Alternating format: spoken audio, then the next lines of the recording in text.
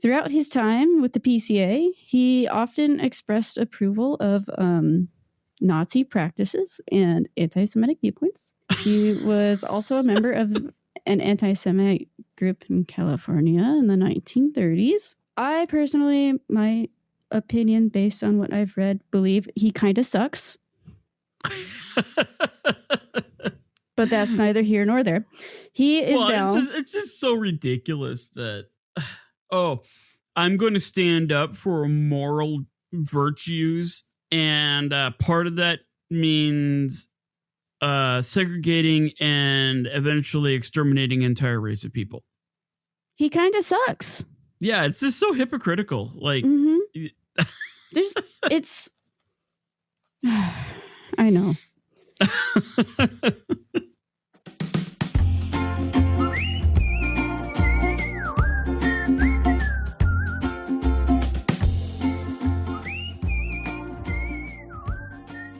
Hello, everybody, and welcome to the Day's Dumpster Fire. As always, I'm Kara, your host, and with me is my co-host, Ed. How you doing, Ed? Fantastic. Excellent. I've actually been eagerly waiting for like the past 2 weeks to see the show notes on this. Well, you know, it takes me a while to get things up to speed. Well, when I was reading the notes like 10 minutes before we hopped on to record, I couldn't help but think of when I was teaching high school and trying to get a bunch of high schoolers to read a poem for homework. Impossible. Yet a bunch of 16, 17-year-old kids, they will do anything. They will clean their bedroom before they read a poem. But I found the trick to get them to do it, to read a poem, was like, okay, guys, yeah, there's the name of this poem, but we're not allowed to discuss it. I can't even give it to you guys. It's like a poem from like, oh, Captain, my Captain from Walt Whitman, right? You know, it's like, it's too controversial. We can't really go over it. So sorry, but yeah, we can't read it. And then 9 times out of 10, the next day, like 3/4 of the class have all read the poem. Yep. And then they're all like, so yeah, I mean, let's talk about it. Like, you know, like they were really, really into it.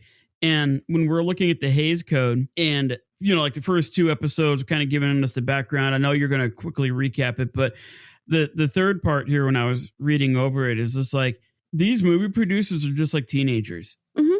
Like, if you tell them not to do something, the first thing they're going to do is brainstorm all the different ways that they're going to get around it. To get around it, yes. It's true. And it's so great. It's so great. What I was reminded of was the Prohibition. So when we did the Prohibition episode, it's very similar, where you're told not to do something and everybody goes out and does it just the backdoor way. It's very similar. Yeah. Well, I wonder, like, because this all takes place, a lot of the stuff, it starts off in the 30s and whatnot. I wonder if that kind of like that defiant attitude that was prominent during Prohibition, I wonder if that was making its way into the film industry as well, in terms of like, oh yeah, government said we couldn't drink alcohol anymore, and now we've got these prudes that are telling us that we can't make illicit movies. We'll show them. The same way like the mobsters showed, or the bootleggers showed the what was it, the 18th Amendment? But yeah, I'm sure that there was some attitudes towards that for sure, especially for people who were around during Prohibition. And there is some overlap. So like episode 1, some of 2 overlap with Prohibition and the cultural dynamics and how that affected movie making and the new woman and the jazz age and all of the cultural stuff that comes out of Prohibition kind of makes its way into the movie industry, and all of those new progressive ideas that are coming out of backlash against not drinking, like cocktail bars and jazz and flappers and stuff like that. They're showing those in film, and then people are getting upset because they're seeing these things in the films and they're like, well, this is immoral, we have to stop this. And you get the tension there. And it's just so funny that, like, we being in the 21st century, we get to look back at it, and it's just comical as to how stringent these codes were. Oh, it's crazy. And what they could say, not say, what they could show, what they couldn't show. Like a PG movie today would violate so many of these codes back in the 30s and the 40s. Yes. So and these are family movies. Yeah, it's crazy. So like a recap, you couldn't see or depict a woman pregnant. You couldn't kiss for longer than 3 seconds in a film. You couldn't say anything worse than darn. Right. Or whatever. So yeah, you couldn't depict a white man in slavery. White slavery was something that was not allowed, but black slavery was totally fine. Yep. Mobsters. Like, you couldn't ever portray the mobster as a good guy. Correct. Or criminal as a good guy. Like, so any kind of criminal activity. It could be like drinking until the 1940s. It could be bank robbery, whatever crime you want to think of. You cannot romanticize it. And it always has to be punished in the end. So if you're going to depict something like that, there has to be justice in the end. And the bad guy has to get put away or whatever. And the good guys always win. Vince Gilligan and I think it was Vince Gilligan who came up with Breaking Bad. Like, could you imagine a show like Breaking Bad taking place in the 1930s? Absolutely not. People would explode. But the ironic thing about it is, out of all of that, you get these interesting and creative ways to get around all of those codes, which gives you what they call now the golden age of Hollywood. Yeah. Yeah. Sometimes the art of breaking the rules is more progressive and more innovative than what the rules were intended to do. Correct. And that's exactly what happened with the Hays Codes. So let's get into it then. Let's do a quick little recap and then get into some angry men. Heck yeah. All right. So if you have not listened to episode 1 or 2, please go do that. Episode 1 is the early days of Hollywood, giving us reasons why people felt that we needed censorship. And Hays Codes. Episode 2 was the various attempts of censorship and attempts to stop films that were deemed immoral, but ultimately all failed because they could not be enforced. We explored all kinds of things in this last episode. Censorship is the biggest one, from the earliest calls to regulate film to the creation of the Hays Office and the rise of pre-code Hollywood. We watched the battle between artistic expression and public morality steadily escalate. And finally, in 1934, the battle changed when the Hays Code went from a list of suggestions to a system with real power. So that brings us to chapter 1. I called it 12 Angry Men because I personally love that movie, and I thought it was fitting for a bunch of angry white guys. In 1934, 2 major influences affected how studios managed film censorship: the Production Code, enforced by the PCA, and the National Catholic Legion of Decency. I'm going to say that again because that was muddled. The National Catholic Legion of Decency. Yeah, once you put Legion in there, there's a lot going on. It's now next level. Like, it's so much. Especially in terms of like a religious organization. Yes. It's so much. It's the Legion of Decency, and I don't know if there's any title out there that could sound more prude than Legion of Decency. Yeah. Wasn't there like a Legion of Doom or something like that in like the DC Comics or something like that? That sounds right. Or maybe it's Marvel because of Doctor Doom. Yeah, so it's just like, that sounds cool, but the Legion of Decency, people just walking around telling you what's decent. Kind of.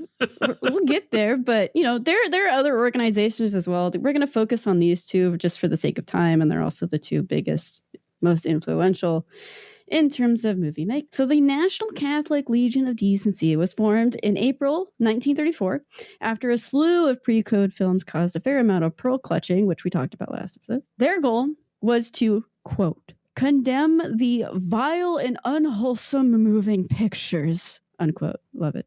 So what they did is they collected around 10 million followers. And that's a lot of people, 10 million followers who gave... By today's standards, like, if you have a movie or like a television series that gets 10 million views... It's a lot. That's like well done. Yeah. Crazy. That's like half of our downloads that we get for this show. Solid marketing strategy, I think. So the followers gave an official pledge to the organization and their mission. Basically, they promised to boycott films that the church and church members deemed indecent. And they certainly did. With 10 million-ish members, the Legion was able to put a fair amount of pressure on the studios to better enforce moral guidelines. Church newspapers and officials or priests would push for boycotts over particular films or share when films were clean enough for viewership. Some went as far as to say it was a direct sin if you went to see particular movies.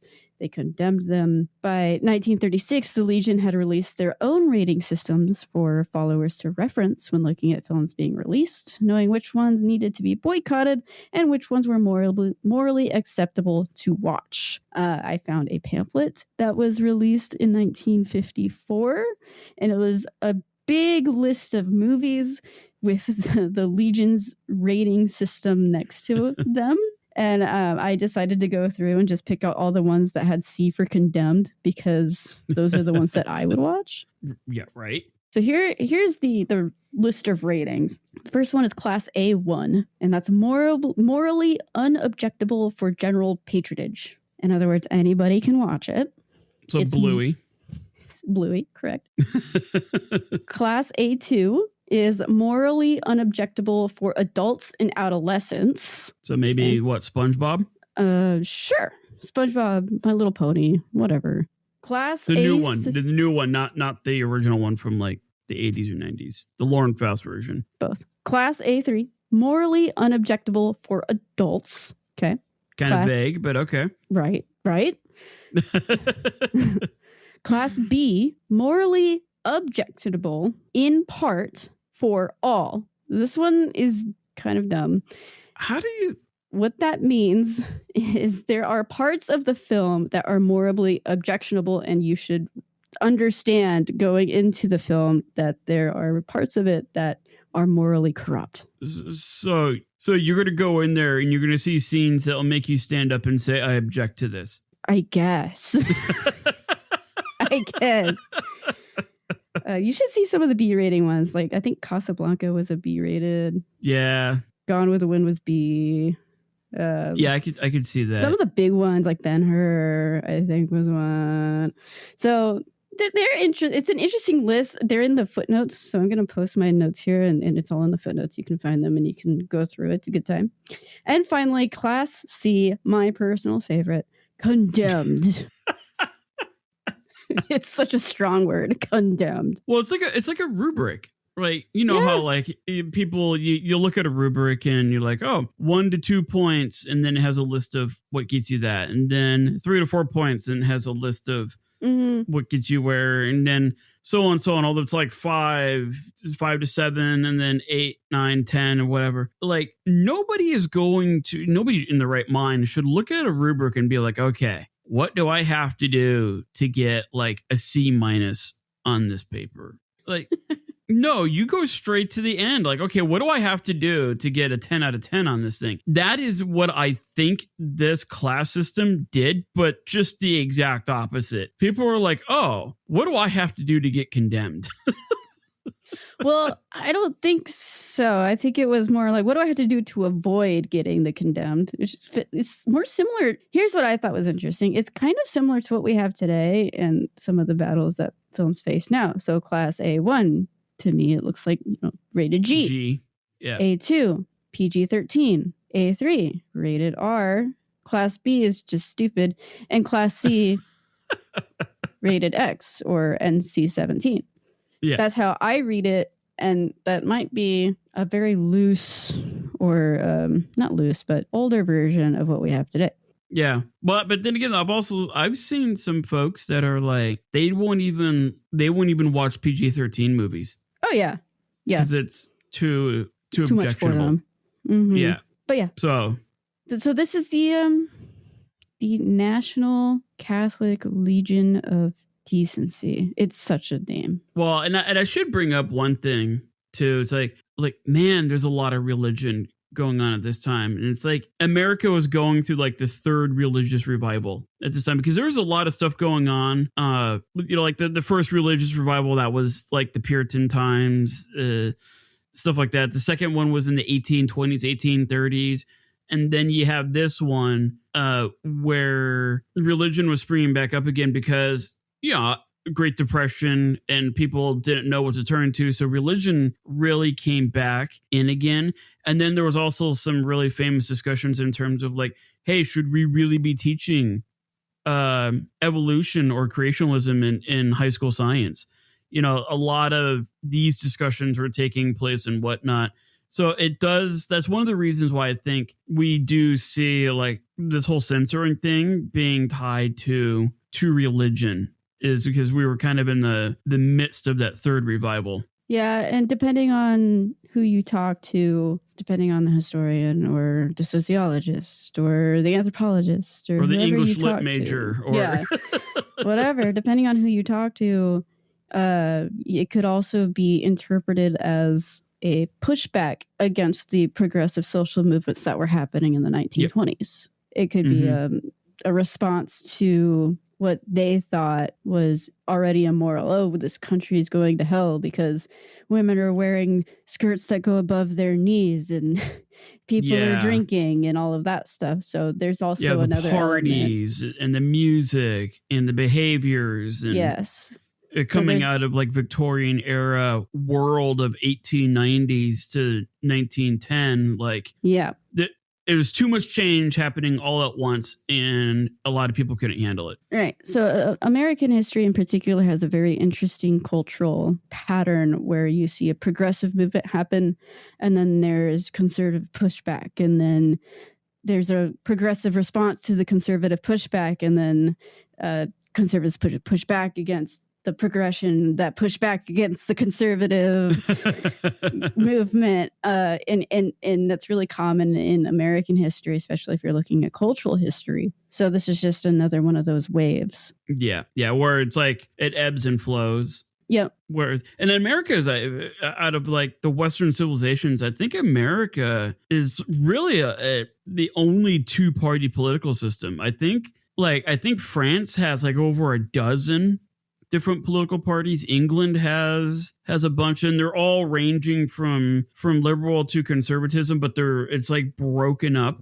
into like all these shades of parties out there. But America, nah, man, it's red or blue, and then there's like 0.00001% that's like purple, that's like in the middle, but that's not enough to really make any difference. Yeah, and politics and culture kind of go hand in hand. Yeah, especially in America, where it's always been diametrically opposed opposites.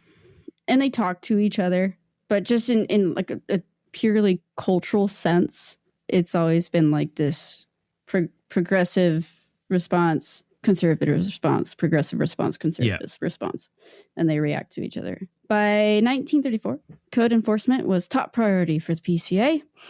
Will Hayes of the Hayes office, otherwise known as the PCA. Will Hayes called on Joseph Breen. Can you remind the audience real quick, what does PCA stand for? Yeah, the PCA was the Production Code Association. They were in charge of creating the code, putting it together, and overall enforcement. It's very exciting. And the overarching umbrella organization was the Motion Picture Production Distribution MPPDA. We're going to look that one up too, because I'm going to say that one here in a minute. This is worse than the alphabet soup of the Great Depression. Yeah, because at least that was this 3-lettered organizations. These are... I was really close. Motion Picture Producers and Distributors of America. Got it. Okay. Yep. We're just going to go with the acronyms. It's not that important. It's fine. Okay. Will Hayes called on Joseph Breen to take on enforcement and keep the religious institutions like the Legion content, all while avoiding government involvement. So he had to balance all the things. Breen worked on code enforcement for the PCA until 1954. So he was there for 20 years. Throughout his time with the PCA, he often expressed approval of Nazi practices and anti-Semitic viewpoints. He was also a member of an anti-Semitic group in California in the 1930s. I personally, my opinion based on what I've read, believe he kind of sucks. But that's neither here nor there. He is down. It's just so ridiculous that oh, I'm going to stand up for moral virtues. And part of that means segregating and eventually exterminating an entire race of people. He kind of sucks. Yeah, it's just so hypocritical. Like, it's, I know. But this man was now the gatekeeper of what films could or could not be released, or what could be cut, what could be kept. All of that stuff had to go through him and his employees, and what he says goes until 1954, which is a long time. Yeah, a lot can happen in that time period. Yes. And under Breen, new rules included a seal of approval from the PCA. If a film was released without the seal, studios were fined $25,000 from the MPPDA, so the Motion Picture Producers and Distributors of America. That's like the overarching studio company. And they will be renamed later. If you look them up, they still exist. Hang on here. I'm looking up how much is 25,000. Oh, you're looking at the fine conversion? Yeah, dollars in what, say 1930s? Yeah. This is 1934. 1934 worth today. Okay. How bad is it? So, yeah, $25,000 in 1934 is worth $625,000 today. Woohoo! That's a fine. That is a chunk of change. All right, so man, yes, okay. You got that big old fine if you release a film without the seal of PCA approval. If your film is released and you have a portion in there that breaks the code without the PCA knowing and you have the seal on it, I think it's a $5,000 fine per instance. If I remember correctly, that's going off of memory, so I could be wrong, but I'm pretty sure that's what it is. Well, what would happen if you just didn't pay it? I think they'll pull your seal of approval. Okay. And then they'll pull your film from release initially. Is that because like the movie studios were like, there were the studios that obviously they made the movies, they marketed the movies, they owned the theaters, like they had the horizontal and vertical integration of the whole scene. Is that? Yep. So correct. Okay. At this point, and we touched on it last episode, but at this point, the studios owned the making of the film, the distribution of the film, and the showing of the film. So they owned the studios themselves, the distributors, and the theaters, the movie theaters where people saw it. So they controlled all of that. And because they controlled all of that, enforcement was really easy to do at this point. Got it. Because otherwise it would be kind of like legless. Like it wouldn't. I feel like these organizations really wouldn't have much power unless the dynamic was set up the way that it was. Right. That is 100% correct. Which I realize it's a really dumb thing to say when I really boil down the logic of it. Oh, yeah, this organization would not work unless it was set up the way that it was back then. There's a reason it doesn't work anymore. We will get there. Woo, yeah. Logic, yeah. I have brought my inner Spock out for that. We're doing it. All films going through the studios were reviewed by Breen and the PCA. They would decide whether the movie was morally acceptable to release. If they found content that broke the code, a list of revisions was given to the filmmakers. In some cases, the film would be outright rejected. Pre-code films were pulled from release and subject to review by the PCA. Many were rejected, some were edited, some were lost to history, and some we can still watch today if we're lucky. Now, a lot of the time, the PCA will look at a film or a script or whatever, and they'll be like, okay, this part breaks this, and this scene at this time breaks this, so you have to cut this, and you have to cut that, and you have to cut this, and you have to cut that, and they have to go back and cut and edit or rewrite or do all these different things to make sure that they match up with the PCA's codes. And that's a problem because film was expensive back then. Mm-hmm. Like, to just be chopping it up like that, like, not to mention, and I'm not talking just like in the lighting and the actors and the makeup and all that stuff, but like the actual film itself, like the actual material, the celluloid, was expensive. So just to be like, oh yeah, no, you got to get rid of all this stuff, got to get rid of all that.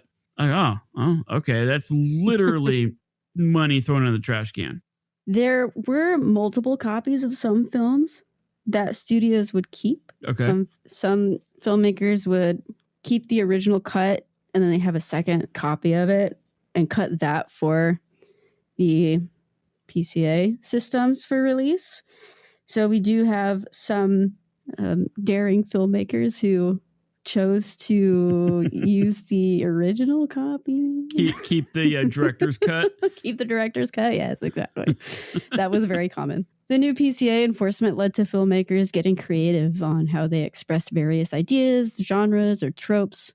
Most were compliant to the PCA throughout the 1930s, though there were critical voices in Hollywood that claimed that the newly christened Breen office and their censorship efforts were overstepping and limiting creativity. Understandable. When World War II broke out in Europe, more people began to wonder why some of the codes were so necessary. Like, what is so detrimental about a kiss that lasts longer than 3 seconds on screen when Hitler and the Nazis are taking over Western Europe? Yeah.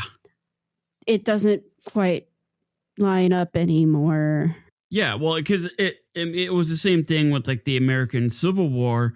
It was the first war that was photographed. And so like it wasn't this glamorous thing. It wasn't this heroic thing. It was ugly. And then when you go see a movie, which is supposed to like try to represent some sort of reality, but then you're seeing what's going on overseas, like it I think to a lot of people like that were realists, they would probably look at these movies that were so censored and think like, this is just fantasy land. Like, this is not how any of this works. Right. And at the same time, you go to a movie theater and before the film starts, you're seeing war film. Yeah. And bombs being dropped. And then you watch a movie that has been censored because of excessive violence. Yeah. Yeah, like there's a mob boss shooting a Thompson submachine gun, in the streets of Chicago. Nobody's dying. Nobody's getting hit. There's no blood. It's just, it's just literally a guy firing shooting blanks. But before that, though, like you're seeing like film reels from Normandy. Like, yeah. So people are starting to question a little bit. So it's like, maybe we should censor the war. Mm-hmm. During the war years, censorship became important to the U.S. government overseeing war film and propaganda campaigns. Films would typically have to go through the Office of War Information, along with existing PCA centers, city censors, and state censors, and all of these things. Oh my gosh. Oh, it was a nightmare just to get one film through. Both international and domestic films would have to go through this process before a film would be released to the public. How long would this take? I feel like this would take months, if not years, and it would be dependent on location. Like, I could see California not being astringent, but then you would have other states that would be deeply conservative, deeply religious, that would take an hour and a half long movie and censor it down to like a YouTube short. Pretty much. It would depend on the city. It would depend on the state. And a lot of times the goal would be to try to cut or make a movie that would cover all the senses across the board. Wow. It was a lot. So both international and domestic films would have to go through this process before they were released to the general public. As the crackdown continued, pressure from religious groups like the Legion, government organizations, and conservative groups faded. The Legion became less militant and political groups lobbied far less frequently. So it was working. We're starting to get less pressure from the Legion and people getting all up in arms and upset about what films are making, because now we have some sort of system in place that keeps our morality clean in the filmmaking world. Maintaining the moral high ground, so to speak. Yeah. So we're leniency is starting to happen. Well, and I think of the movie industries or the studios, they were for the most part on board with this. Like they were kind of supportive of it or trying to be compliant with it. Well, but then you're going to have individual like directors and artists that are going to be like, oh yeah, no, we are, that's not how we're going to make or tell this story. Yes. And just for clarity's sake, these censors, particularly the Hays Codes, that's coming from the studios themselves. It is a studio organization from the movie studios. And they're working closely with the Legion and some of these other groups to make sure that their code is following what is expected of them. So the studios themselves are controlling it, and the filmmakers themselves are people who are making the films, the writers, the directors, the actors, might have their own opinions on the matter, separate from the studios. And what that does is it transforms how films are made. Actors who play gangsters before the codes are now playing cops, right? Couples slept in separate beds now. And gosh darn was probably a term really gaining a lot of popularity. Golly gee whiz. Really leave it to Beaver stuff, you know? And that was like 50s, 60s kind of stuff. Like, yep. That's where it comes from. But yeah, you could go watch old reruns of like I Love Lucy. Mm-hmm. And it even though Lucy was like in the actor who played her husband, they were married in real life. Mm-hmm. And they still couldn't share a bed. Correct. They had to be in separate beds. In fact, I think it was the Brady Bunch was very controversial in that I think it was the first like television show that portrayed husband and wife in the same bed, and they even made it like super risque, and they would even give each other a goodnight kiss before they go to bed. Whoa. In bed, like crazy. Oh boy. Like, and the reason that was such a big deal, even in television, which is a separate entity than film, was because of how stringent these codes had been in the 30s and the 40s. Yeah, it kind of laid the foundation that everybody followed, kind of a thing. Yeah, exactly. It almost, you could make the argument that it changed culture itself. Yeah. Because of how popular movies were and how many people were seeing them. You could make the argument that these codes and the way films were filmed, it was changing the way people saw their own moral compass. However, I personally like the argument that the opposite is true, that culture changed the code. Due to strict rules and guidelines of the Hays Codes, filmmakers were forced to be rather creative if they wanted to get around them, or just, let's be honest, get through them, because there's so many. Some filmmakers included so much censorable material in their scripts that there would at least be one or maybe two that the censor boards missed when reviewing. I personally like that one. We're just going to make it so awful that when they go through it, they're going to miss a few things and we're going to get the seal. Others would find loopholes or technicalities to get their message across. Wordplay, innuendos, symbolism, creative editing, things like that. That would often go to move, and many people, I should say, many people and filmmakers would go this route. And it forced them to be more creative. Notably, Alfred Hitchcock was very famous for doing this. And there are a lot of comedies with some innuendos.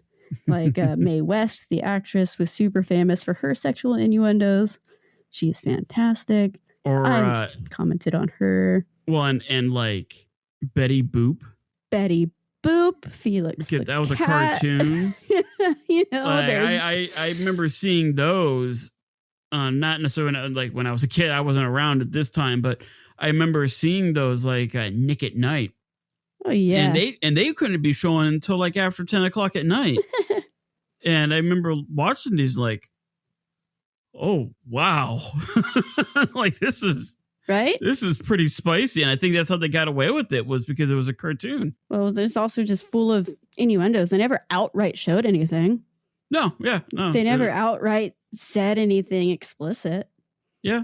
But if you're 8 years old, you have no idea what they're talking about. Then when you come back and watch them as a teenager or an adult, you're like, Oh.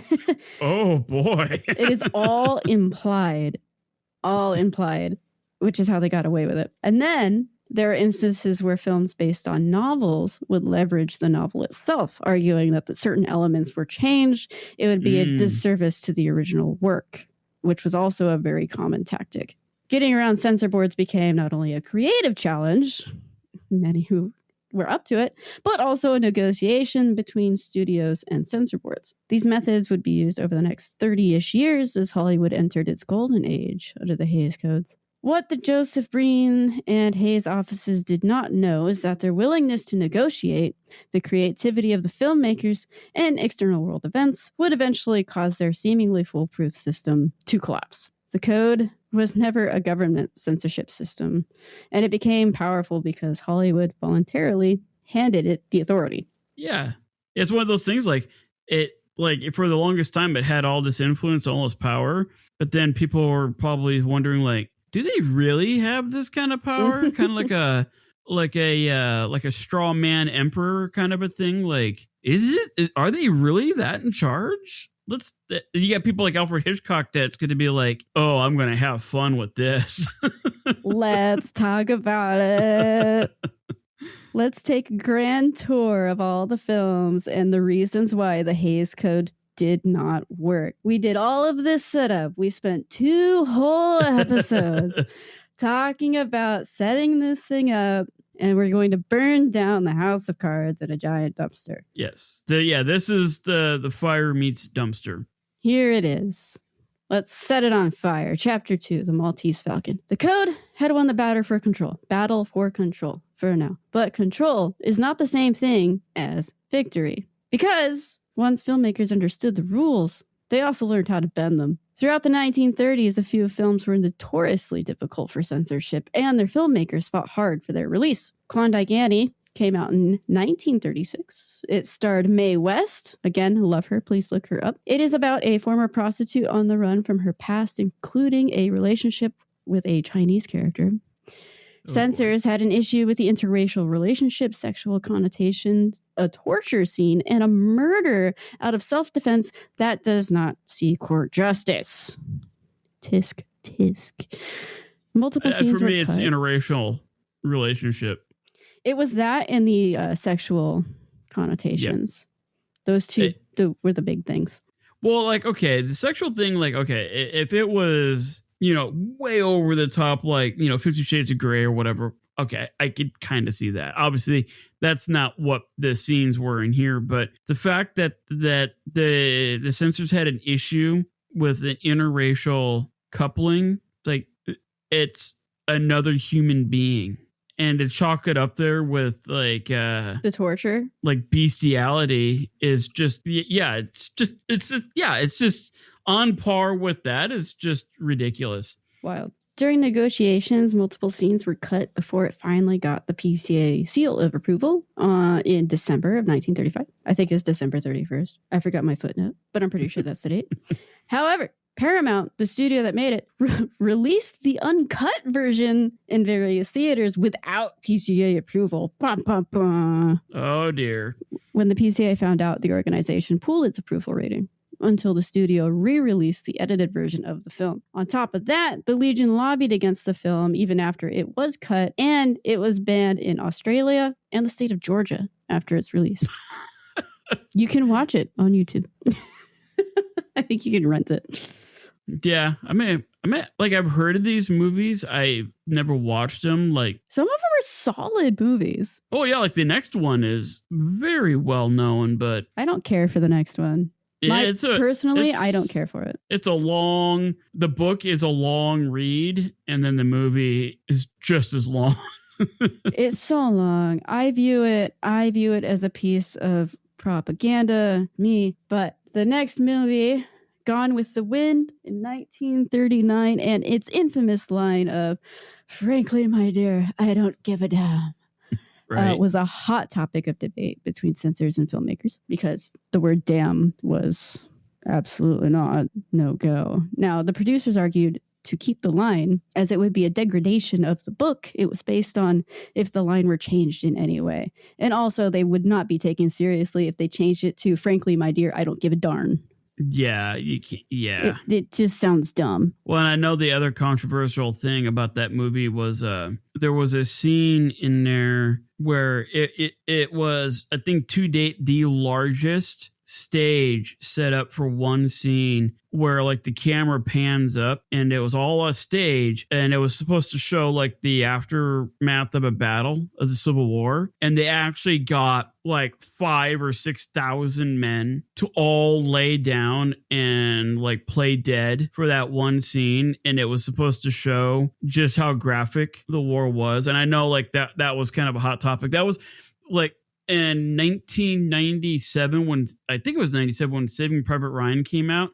Mm-hmm. Everybody was talking about that opening beach sequence. Everybody still talks about that opening beach sequence. It's fantastic. And like, say, I mean, anybody can say what they want about Gone with the Wind. That scene where they're panning up, where it shows like one person laying on the ground, and then the camera pans up, and then it shows like 5,000 men like dead on a field in a stage setting. Mm-hmm. It's pretty compelling. Like, yeah, it's one of those things where, at least for me, the way it's shot is pretty impressive. Yeah. But just the story itself is just like... The storyline and the themes is just absolutely ridiculous and just full of propaganda from the South that I don't care for it. Yeah. But, watch it for yourself if you want to for 3 hours, and you can have your own opinions.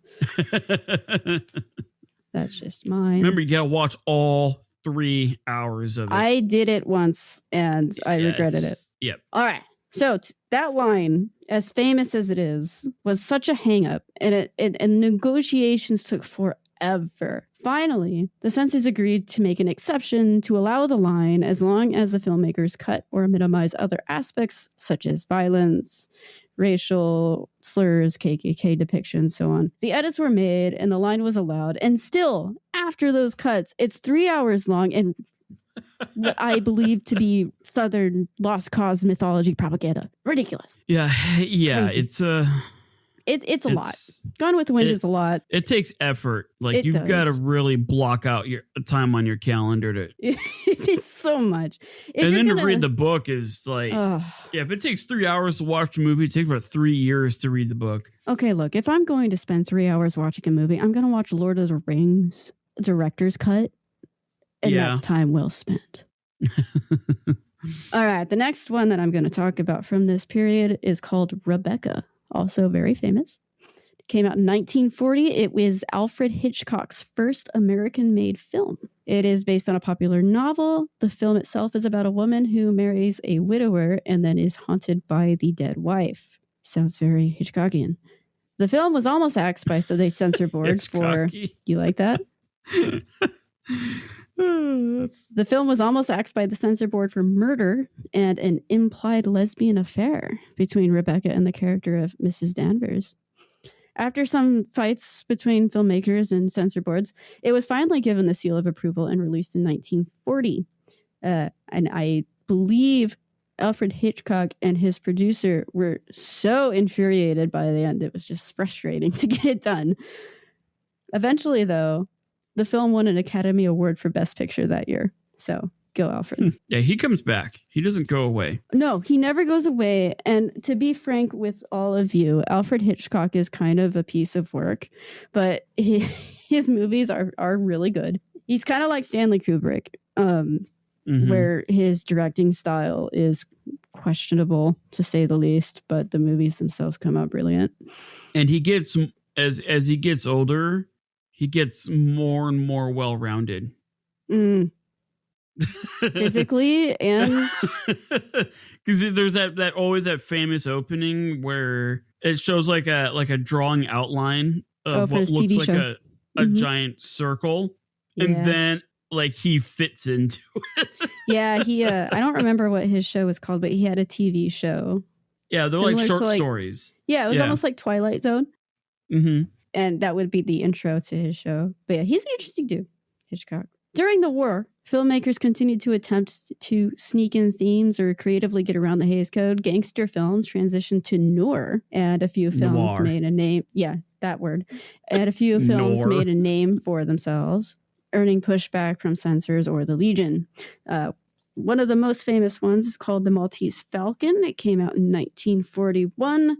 This is particularly interesting because the villain of the film, his name is Joel, is considered to be a queer-coded villain.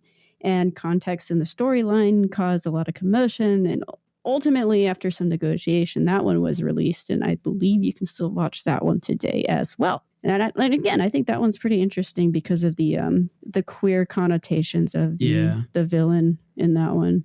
Well, and there's a prop in there, the Maltese Falcon prop. It's like a brass statue. Yeah. There's all sorts of crazy history that surrounds that. Like, people were getting murdered that had involvement with this statue.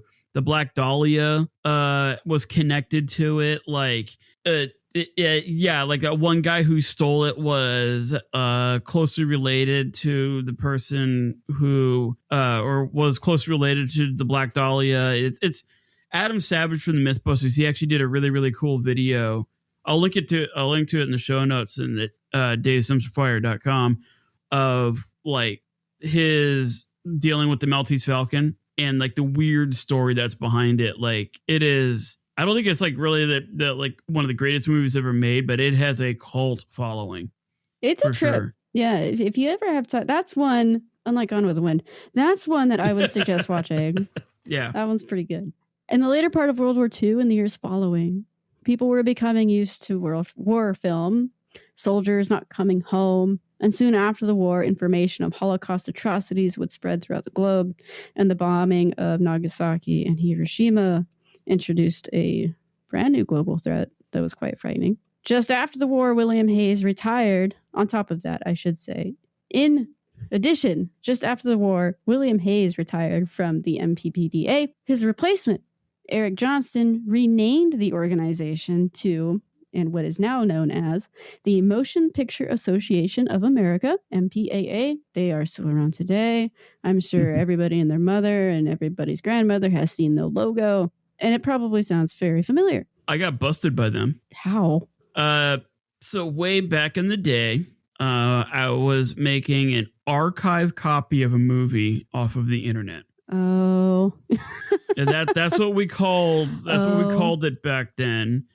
The whole Pirate Bay movie archiving process. Okay, that makes sense. And I made a copy for archival purposes only, for historical archival purposes. Right. I made a copy, and it was actually it was like a seeded film or a flagged film that the MPAA purposely put out there. So once it saw that somebody downloaded it, they would send you like a nasty email.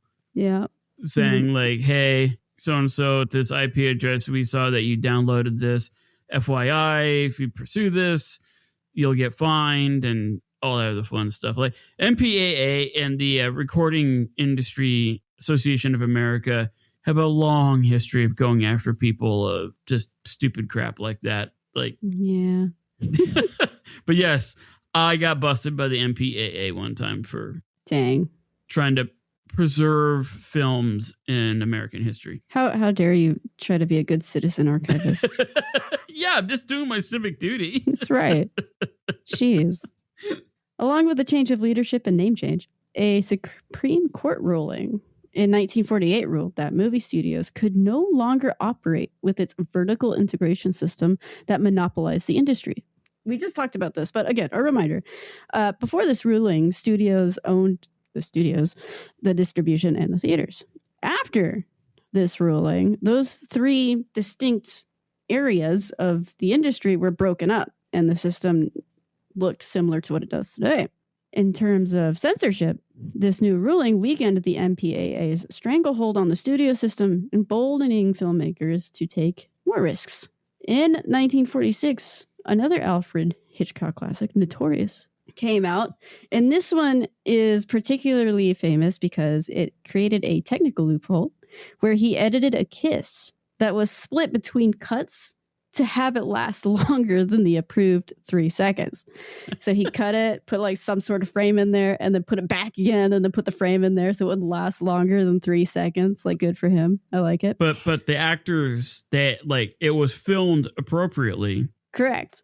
And but it was edited like as a way to get around it. Yep.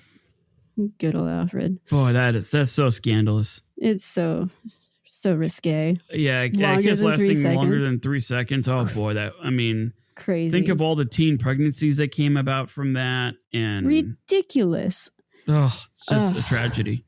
There's also a film that he released in the 50s, and I can't remember the name of it right now, and I deeply apologize to all of you Alfred Hitchcock fans, where in the end he is, or the film, a character is referring to sex, and as they are doing so, he shows visually a train going into a tunnel, which was approved, and he got his seal, that's a very famous Alfred Hitchcock edit, and I forgot about that. All of you go find it. That's exactly how it works, guys. That's it. You got to explain the birds and the bees. It's just a train going into a tunnel. Yes. And it's only inappropriate if it takes more than 3 seconds for the train to enter the tunnel. That is correct. So for our next film, the timeline is a little confusing, but this movie is called The Outlaw by Howard Hughes. It was originally brought to the PCA for approval in 1943. It was not released until 1946. It took 3 years to negotiate to release. So this years-long censorship battle over marketing, of all things, became a national story because the filmmakers wanted Jane Russell's cleavage in the posters. Oh, now, boy. Can't have those boobies out there. Hey, Jane Russell, I understand. Go look her up. Did there was no way you could edit those out? She's a 1946 symbol. She's fantastic. Oh, wow. Yeah, okay. See? That's horrible. She Dubious. Got her first recognition as a sex symbol when she was 11. Ew. I didn't know that. That's bad. That's gross. But everything after that, okay. As a woman, as a fully adult grown woman, I get it. Yeah. You're not editing those out. No. How? It's great marketing. The film also included scenes that completely defied the Hays Codes. In 1946, the director released the film with the advertising he wanted, cleavage and all, regardless of what the MPAA said. Despite the public outcry and the threats from the organization, Hughes released it without approval, without the seal. He's like, I'm doing it anyway. And then after the MPAA responded and threatened him again, he sued them for a First Amendment infringement. They sued back, as you do. It was a whole thing, but in the end, Hughes would promote and distribute the movie himself. Everyone on a censor board or a church organization was very upset.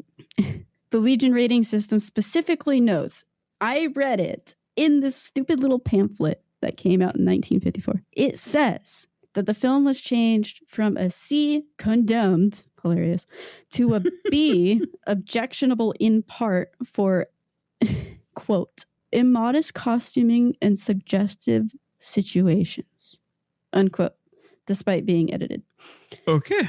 The Outlaw. That was a fun rabbit hole. But yeah, that movie's called The Outlaw. I think you can still watch it. It came out in 1943-46, depending on who you ask. Well, I saw another picture that actually got her into a bit of trouble. Uh-huh. And yeah, it was in the 40s. It shows her wearing a 2-piece swimsuit. Good. Okay, so a little midriff action going on there. Right. And she's on a beach. Cool. And she's barefoot. And that was very Woo. lewd imagery for what young men could handle. From 1940s American men. Yeah, because I mean, I guess like you look at that Scandals picture and you probably had an idea of what young men were handling back then. Crazy. It's just, I don't know. I always find these policies, like these rules of like dress codes and that stuff, so dumb. It's just like, really, you're putting these in place because men can't handle themselves, and a part of it is because a lot of them can't. Like, that's what's so sad. Is it's like, really, we gotta, like, we can't have a picture like this on a magazine because you just don't know what men are gonna do. That speaks more to the men and the issues that they have going on and their little brains than what the picture is really inciting. It's a whole thing. Yeah, men, we got to get it together, guys. We really do. Well, thankfully, after the 1960s, it got a little better. We're still fighting the battle, ladies. Yeah. We're still fighting the battle, but it's not like the 40s. So there's that, at least here in the state. By the 1950s, with McCarthyism and Cold War anxieties ramping up, culture was also beginning to change drastically. In the American South, Jim Crow, racial violence, and the KKK were on the rise again, while a growing civil rights movement from African Americans also began to permeate in response to that. Amongst all of this, the Hays Codes were still in place. Negotiations between censor boards and filmmakers were ongoing, and a new generation of filmmakers were increasingly pushing the limits of the code in new ways, who were finding that the Hays office was giving in a little bit more than they had during the 1930s and during the war. A film called Pinky was released in 1949. The storyline is about an African-American woman who returns to the South after living in the North for some time. The lead role was played by a white lady because the PCA did not allow depictions of interracial relationships. So dumb. Even so, the NAACP, there we go, NAACP called it progress as it depicted African Americans in a light that was empathetic and depicted racial issues in a more realistic way. The PCA eventually gave it the green light for distribution, but showed concern about release in the South, and they were concerned about KKK activity there. Sharing those concerns, the NAACP suggested it limit release in the South or just scrap the whole thing altogether. But the producers and filmmakers released it anyway. The racial themes of Pinky caused a lot of censorship controversy in various states after it was released. It was also a box office hit at the same time, and I think it won a couple awards. In Texas, the censors were so adamant about cutting the film. Legal battles began and ended up at the Supreme Court. The Supreme Court ruled against the Texas censors, claiming the censor attempt infringed creativity and First Amendment rights. Pinky was just one. Yeah, because it's not like it was forcing people to watch it. Like, you had a choice. Pinky was just one of numerous films that began to tackle race, causing ruckuses throughout the 1950s. Another famous one is Look Who's Coming to Dinner, which came out a little bit later. Other films tackling cultural pressures in areas like gender and sex also began to make their way in as well. The filmmakers did not defeat censorship by ignoring it. They defeated it by learning how to negotiate around it. Yeah, look at any of the James Bond movies from like the 60s and the 70s, like blatant, just, yeah, you knew what was going on between scenes of the male and female characters. Like, they left nothing to the imagination, so to speak, by putting everything in the imagination. Mm-hmm. So just to kind of illustrate our change over time thus far, before World War II, the codes were very strict. Most films really tried to follow them. Late in the war and immediately after the war, negotiations started to become more in favor of the filmmakers, and things were starting to get through a little bit easier. Then by the time we get to the 1950s and we're seeing McCarthyism and nuclear bomb fears and people seeing atomic bomb ads and duck and cover and all of these things, and they're like, why are we worried about what we're watching in a movie? So we're starting to see the code break down in terms of public opinion as culture changes and goes through current events or events that overshadow what the code is trying to put in place. Well, and on top of that, you think about the all this. Like my parents, they grew up during the Cold War, and they were legitimately scared to death of World War III breaking out. And I have to imagine that seeing a somewhat revealing image of an attractive woman would have to be better and less anxiety inducing than being wiped off the face of the planet with a nuclear warhead. Right. Exactly. Like, what's really more harmful? A bomb that can incinerate an entire city or a woman laying on the beach? Correct. At the same time, as the cultural shifts are happening, we're seeing legal shifts happen where court cases are starting to rule in favor of filmmakers and not censor boards, which is vastly different than, say, the big one of Mutual versus Ohio in 1915, which stated that film was a business and not an art, thus protecting the censors and not the film. So we're not only seeing the cultural difference, we're seeing the impact of that in the court system. And now that the courts broke up the studio system, we're seeing it become even more difficult for the codes to be enforced. So all of these little things are starting to build up together. Let's call them cracks in the foundation of the Hays codes. And they're just going to get bigger and bigger and bigger. Yeah. So now we're at chapter 3, which I happily named Dr. Strangelove because I love that movie. By the 1950s, the question was no longer whether Hollywood could challenge the code. The question became whether the code could survive Hollywood. The 50s brought a number of new political and cultural changes throughout the United States, including the Korean War and Playboy. Oh, boy. The Korean War makes sense, but why does Playboy matter?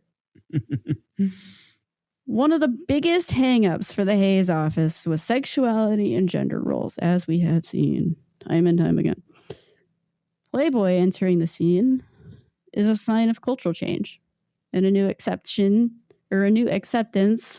of depictions of sex or images that were sexual in nature. In particular, the 1953 edition, with a very nude Marilyn Monroe, made headlines that hit Hollywood close to home. Censorship boards were losing a grip as culture changed around them. And that's not even including the emergence of television directly competing with movie studios who were looking for more ways to draw people into the theater when they could now stay at home and be entertained. It's almost like it's almost like kind of repeating with like streaming services now. It's similar. Yeah. Yeah. It's like, why? Like, I have no desire to go to a theater when I could just wait a couple more weeks for it to come out and watch it in the comfort of my own home. Mm-hmm. So in 1951, A Streetcar Named Desire was released to theaters, starring a very young and good-looking Marlon Brando. The film is about a woman who moves in with her sister and drama ensues. This film made ripples in both censor negotiations for an implied rape scene that made it through in the final edit after negotiations and further cuts to the film and blah, blah, blah. We've seen it before. Now, considered a classic film, it was deemed problematic and earned itself a B on the Legion list for, quote, suggestive dialogue and scenes, low moral tone. Spicy. What? Yeah, that's What is low moral tone? I still am having a difficult time interpreting that. Yeah, a lot of these is like it's so vague. It's so vague, and I think that was done on purpose. But yeah, that's just me. Now, I mentioned this just earlier. Do you remember the 1915 Mutual Ohio case? We talked about it in the first episode. I literally just said it. Yeah, that was like 6 weeks ago. So fair enough. 4 weeks ago. Fair enough. In a nutshell, it's the one that deemed film to be a business and was therefore not protected by the First Amendment. Enter a little film called The Miracle. It's an Italian short film about a woman who is tricked into believing her pregnancy by an illegitimate father was a baby from a born saint. Okay. Like a living saint, or? I think so. Like the Okay. guy who was the father of the baby tricked the woman and told her that he was a living saint. So they had a baby together and she felt that the baby was a miracle, hence the name. Okay. Yeah. I can't see how there could be any problems with religious groups on that. Like, no. Not at all, right? No, that's sarcasm. Religious groups, including the Legion, freaked out. This was not okay, right? yeah. Legal battles ensue. They go all the way up to the Supreme Court. Finally, in the court decision, Joseph Breen versus Wilson is the name of it. And other people call it just the miracle decision based off of the movie title. The court decided it was time to overturn the 1915 precedent, establishing that film did in fact fall under the First Amendment as an art form. Yay, celebrate. Woo, we have First Amendment rights. The ruling dramatically weakened state censorship boards by establishing that films were protected by the First Amendment and could challenge censorship decisions in court. So now films do have the backing of the legal system. Yeah. Look at that. Here we go. Now we're getting somewhere. In 1953, a film called The Moon is Blue was one of the first major films released without a code seal altogether. Words like virgin and seduced were used, and it was enough. Oh boy. It was enough to trigger the Forbidden C rating from the Legion, the condemned rating. Just for those two words? I think there was a little bit more to it, but that was the big hang up, yeah. Okay. But hey, they released it anyway. They're like, we don't have a seal, so what? Yeah, like who cares? Like there's point, no power behind this code system anyway, so. What are you going to do? Fine me? Fine. Yeah. Bring it on. In 1954, Joseph Breen, who had been the head of the censorship enforcement since 1934, retired from his position. He had taken it seriously and was responsible for the extremely strict enforcement the code had endured before World War II. After his retirement, censorship became even more lax. His successor, Jeffrey Sherlock, was notably more accepting of adult-oriented films if they were done tastefully. Good for him. In 1955, shortly after Breen's departure, a film called Kiss Me Deadly was released. This noir, whatever. It carries heavy elements of atomic bomb anxieties, sex, and violence that would likely not pass through the Breen office. I'm not going to give you the ending, but it definitely broke open the code's morally right happy ending requirements. Okay. It's pretty good. It is very much a Cold War film. So if you're not into that, fine. But it's not bad. 1955 of it all. Mm-hmm.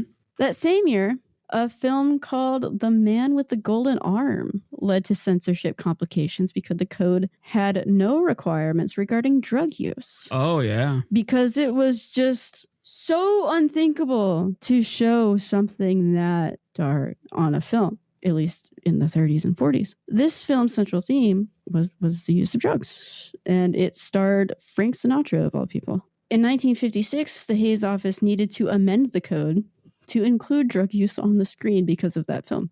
So The Man with Golden Arm. Yeah, and we're also, like, keep in mind, we're dealing with a nation where most of the working class men were, like, vets. Mm-hmm. And there was no help for a lot of these guys. There was no psychological help. There was no therapist or anything like that. So a lot of people did turn to drugs and then like their lives would spiral out of control, and then everybody would look at them and be like, yeah, don't end up like that guy. So drug use was a very degenerative, deplorable act. It's almost like portraying a woman as a prostitute in a movie. Yeah. By the mid-1950s also saw a number of films tackle interracial marriage and relationships that continued to push the code to revise its older restrictions. What we haven't touched on too much here, just frankly due to time, is the impact of foreign films, but I did want to note it. Foreign films were created with a different set of standards. After theaters were made a separate entity from the studios, they were more accessible for American audiences. And they often included more nudity, violence, and other elements that were initially barred from American film. This just added fuel to the fire in terms of how the MPAA or the MPAA was viewed by the public and filmmakers in the United States. And they're saying, well, why can they make this type of film over there and release it here? Why can't we do that in the States? That doesn't make any sense. Not only were these new films pushing the previous Hays codes, they were also beginning to create a rift between the Legion and the Hays Office. Previously, the two organizations worked together closely, but as the MPAA became more accepting of cultural change and more risky films, the Legion clung on to more conservative ratings. As the 1950s came to a close, films were beginning to explore taboo topics in ways that were arguably more creative than the pre-code films and more open than the early code films of the 1930s. So we hit a sweet spot. The 1960s would see the breakdown of the code and its eventual demise in 1968. The question was no longer whether filmmakers could break the rules, it was whether the rules even mattered anymore. I always wonder what the Europeans thought of the American codes. They actually had to deal with them a lot. So they found them probably annoying. I know Britain tried to integrate their own version of it, and it didn't really go well. Well, and I think the big difference, if you ever watch any number of European movies, they don't necessarily associate nudity with sex. Right. To them, nudity was just somebody without a shirt on, or somebody using a toilet, or, all the 99% of the things that human beings do that aren't really intended to be seducing or whatever. So in a lot of European movies, that's just how it is. Somebody brushing their teeth. And it's just everyday things. Whereas in America, hey, if there's exposed breasts, that's obviously intended to seduce somebody or, incite lewd behavior. Right. So the Europeans had to look at America. It's guys, get a grip, dude. You're taking this a little too far. Well, as we can see, it really didn't work very well. Yeah. In 1959, one of the most beloved comedy films of all time was released, directly challenging the Legion and the PCA at the same time. It is called, everyone, say it with me, Some Like It Hot. Such a good movie. Please go watch it. It's about coffee, right? No, we're talking about Marilyn. Some Like It Hot, starring Marilyn Monroe, Tony Curtis, and Jack Lemmon. It's about two male musicians who go on the run dressed as women and join an all-female band. It's so fantastic, especially when you consider, I think it's Jack Lemmon, who is an actual gay man. Wonderful. Please go watch it. Wait, Jack Lemmon was gay? It's either Jack Lemmon or Tony Curtis, one of the two. Huh. Yeah. I had no idea. Mm-hmm. And weird. Fact-checking my thought. I'm fairly confident in that. Jack Lemmon wasn't gay. Okay, how about Tony Curtis? Looking that up right now. Curtis, a good father. Wow. He was not gay. Okay, I thought one of them was gay. Anyway, that's fine. I'm looking at, but I am looking at some of the films that he was in, and these are 1950s, 1960s versions of Brokeback Mountain. Yeah. Oh yeah. Yeah, Sidney Poitier and Tony Curtis holding each other. I'll watch that. Yeah, and then there looks like there's another one here. Oh yeah, Spartacus. That's where. Yeah. Okay. Yeah, because Curtis that was he's the father of an American actor today. Oh, geez, the name is escaping me. But yeah, he was Spartacus. So like the scenes in there are a bunch of bros wearing little Sophie shorts in a Roman bathtub. Come on. Come on. I mean, hey, I'm straight as they shoot, but I'm looking at these pictures and I'm okay. Some good looking people. Yeah, there's nothing. These are specimens of humanity. Exactly. See? All right. So Some Like It Hot. Great. We love Some Like It Hot. Yes. The title, just great segue. But it plays with gender sexuality, sexual innuendos with jokes that still hold up today. It is a fantastic movie. Some Like It Hot was released without a PCA seal, and it was a box office hit, proving that the general public's reliance on the PCA was vastly and drastically deteriorating. In 1960, shortly after, one of my favorite movies, Alfred Hitchcock released Psycho. Oh, yeah. I love Psycho. That movie is a genius. That work of genius. It is just chef's kiss. And as as important as this film is to horror, it is famous for breaking the PCA code of having a toilet flush on film with sound, everybody. The first film to do it. Fun fact. I had no idea that was even a part of the codes. That's it. A toilet flush. The toilet flush. It's like bodily functions, poop. Oh, yeah, because nobody does that. No, not in movies. Why? Yeah, I've noticed that there's not a lot of movies that actually do depict somebody like pooping. Not often, unless you're like a Tywin Lannister, but it's fine. All right, so Psycho, you have the shower scene, you have the toilet flush, you have a litany of other code-breaking scenes and themes, and we love it. It was also... Well, yeah, I remember the shower scene was really... The problem with that was that it was considered really graphic.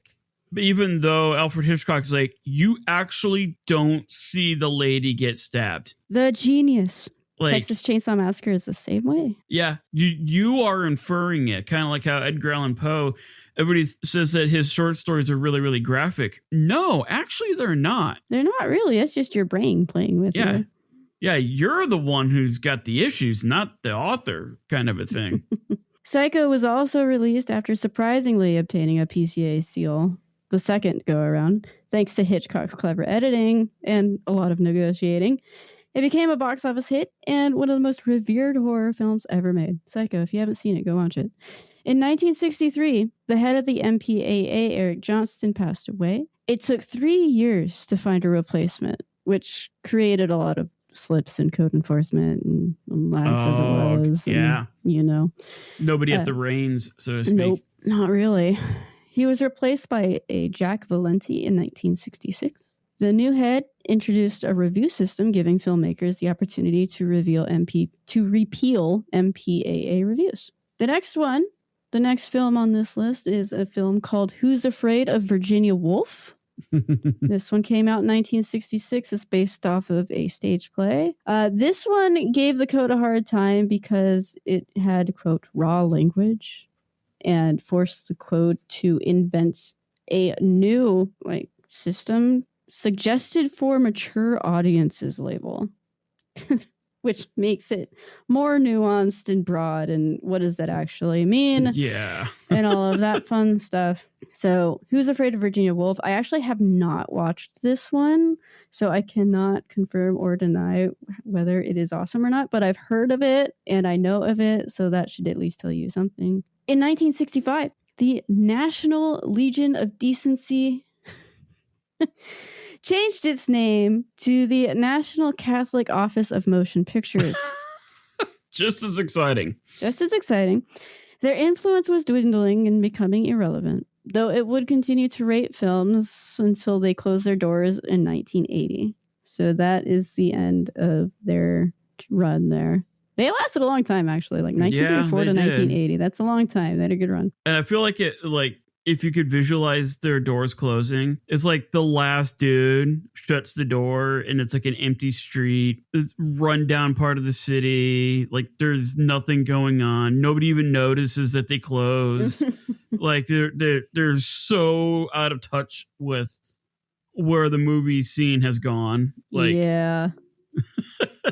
Culture outpaced them. Yeah. It happened. Yeah, hardcore. Very much. Throughout the 1960s, censor boards attempted to sue their way into action, but courts kept shutting them down after the First Amendment protections film was given after 1952. Changing culture ideologies coming into fruition on a larger scale, such as civil rights movements, feminist movements, the LGBTQ movements, all culminating in the late 60s, had moved far beyond the moral concerns of censorship offices, along with political movements, culture movements by the younger generations of the 1960s, especially counterculture's hippie movements, sex, drugs, rock and roll, all the things continued to shift towards a more progressive view on art and entertainment. In 1967, a lovely little film, which I have seen, and I do suggest you watch if you have a stomach. This is a good movie. Bonnie and Clyde, 1967 came out, and it is known to have a large, drastic amount of graphic violence, at least for the time it came out.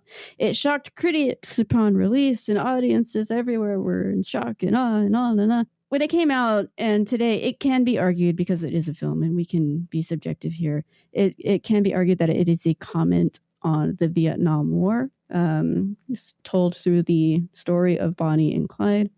It was unapologetically violent, sexy, and far beyond what the MPAA would approve of in its heyday. It's a great film. Despite the initial reaction of critics, the film was later deemed a masterpiece, a masterwork of the 1960s. Again, please go watch it. It is a good film. And then that same year, crazy, both of these movies in the same year, The Graduate came out, starring Dustin Hoffman. While Bonnie and Clyde pushed the code beyond its limits in terms of violence, The Graduate pushed it with sex. The Graduate is about a young man who has an affair with an older woman. Watching The Graduate today for a movie that was deemed a sex comedy is a bit tame, and it's actually kind of cute, but it is a cute film. But in 1967, after almost 30 years of Hays Codes, it's considered one of the best comedy films ever made and a contribution to the code's demise. After a failed attempt to combat Bonnie and Clyde and The Graduate, the Hays Codes were officially dead in the water. The MPAA office understood that the drastic changes in society and the court rulings over the past decade could no longer be ignored or overcome. As the sun set on the Hays Code, and I just have to put this movie in here because I need to. As the sun set on the Hays Code, Roman Polanski released Rosemary's Baby in June of 1968. Rosemary's Baby is about a woman who is sexually assaulted by the devil and has its baby, who is then taken in by a cult who happens to be headquartered next door. Checking a lot of boxes here. So many boxes. The film covers all the bases: sex, Satanism, violence, empathetic female lead. Oh my God. Who has sex? That's nuts. And a clear message about religion and gender roles.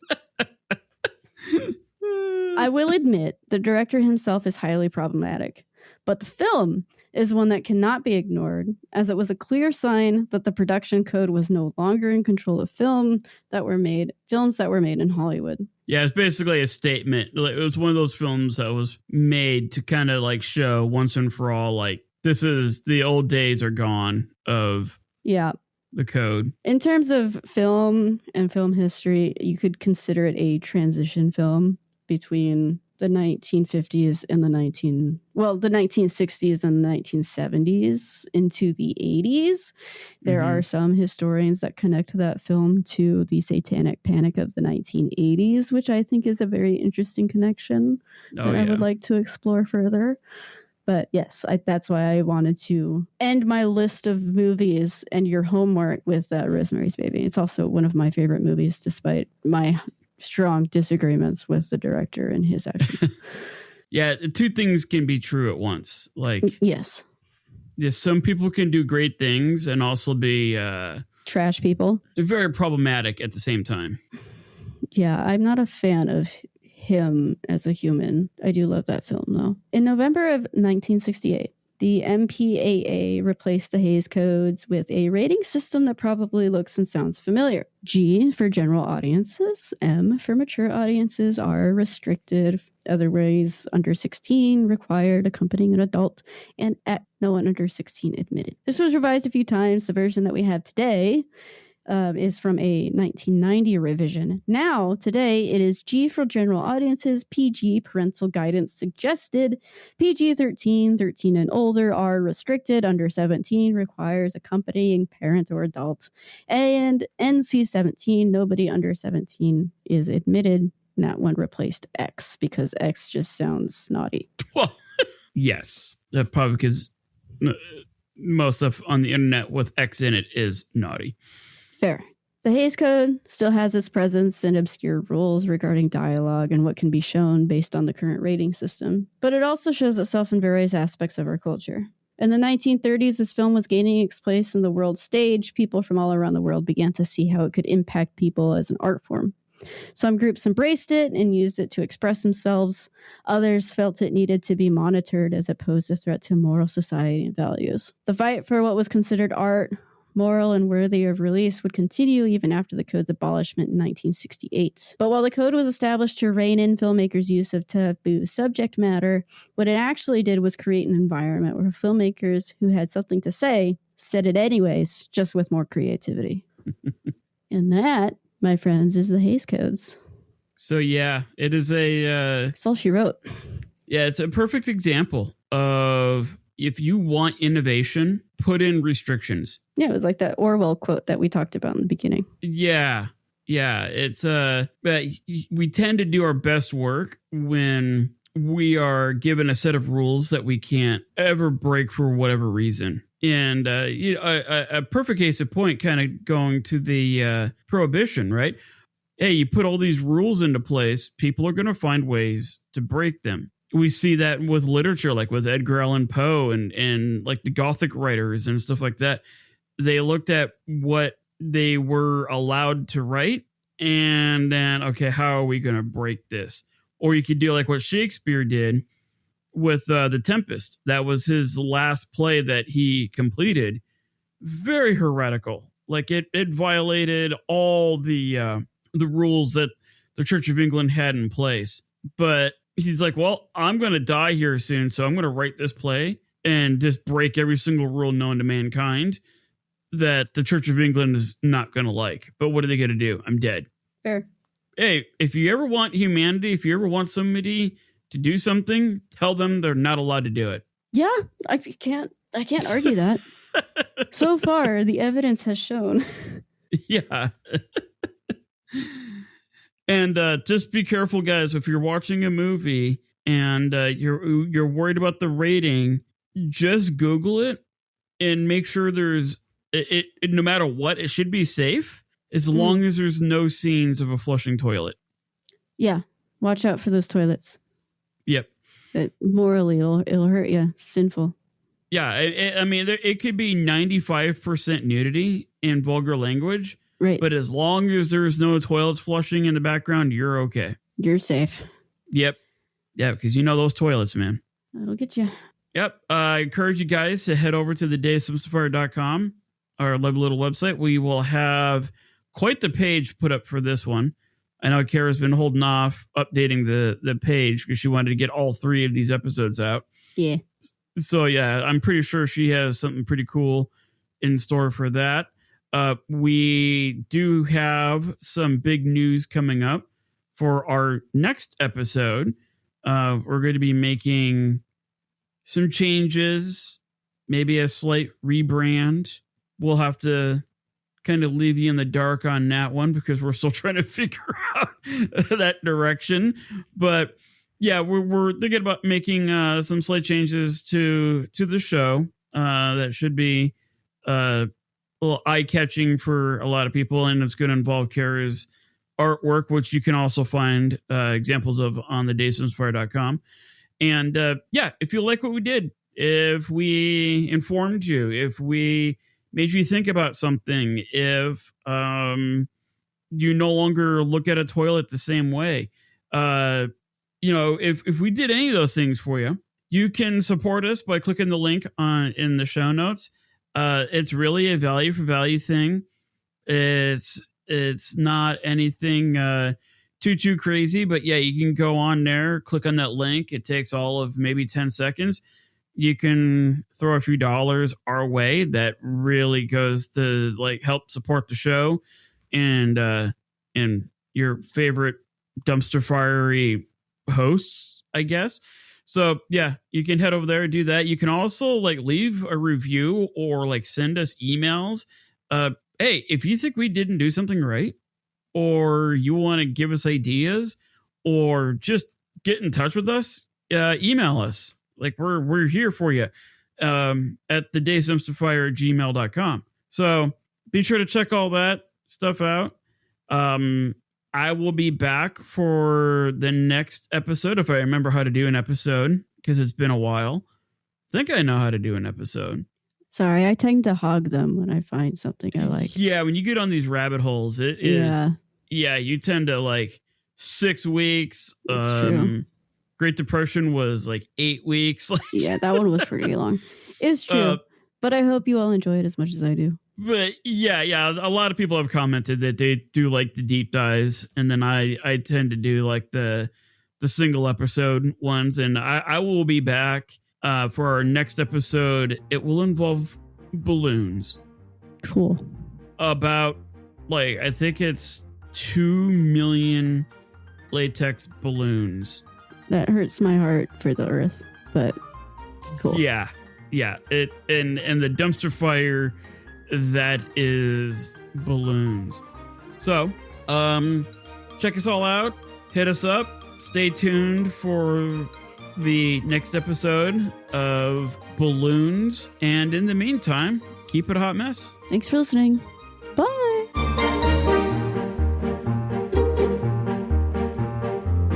I'm trying to remember. The Production Code Agency or something like that. I know. I mean, that's what we talked about a lot. Yeah, we talked about it a lot last episode. I'll edit this. Thank you. PCA Motion Picture. The Production Code Administration. I was very close.